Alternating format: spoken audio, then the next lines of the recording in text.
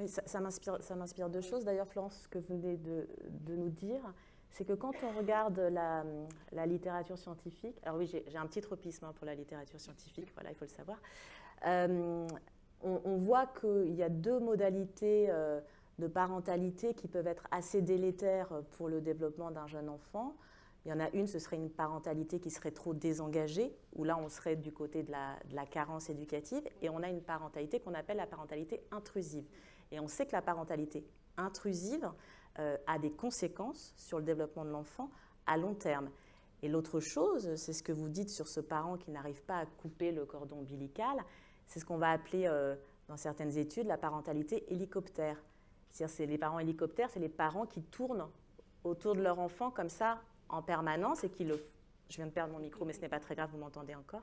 Et qui le font sur du très très long terme, et on est en train de mesurer les conséquences de cette parentalité hélicoptère sur des enfants à l'âge adulte, quand ils sont à l'âge adulte, et qui sont des gens qui vont présenter plus de risques de dépression que les autres. Donc c'est très intéressant effectivement de s'interroger sur ce qu'on avait appelé, vous et moi, quand on s'était parlé, cette espèce d'over-parentalité, parce que ça peut effectivement avoir un impact. Et ça me renvoie à l'illustration de ce que vous venez de dire sur l'ambivalence possible d'un même objet. Je pense aux petites caméras de surveillance qu'on va installer dans la chambre de l'enfant pour toujours maintenir le lien. Donc là, on peut être dans l'over-parentalité, effectivement, le souci trop maternant qui risque effectivement de porter préjudice à l'enfant, mais on a aussi des utilisations de ces web caméras qui ont été sanctionnées par des juridictions pénales et qui, au contraire, sont justement utilisées, je pense, dans ce sens que vous Pour se évoquez, dégager. de la carence affective. J'ai le souvenir d'un jugement d'un tribunal correctionnel en 2016 qui condamne des parents qui avaient installé une webcam dans la chambre de leurs enfants, qui étaient partis, et la surveillance de l'enfant était laissée aux grands-parents qui étaient en Algérie.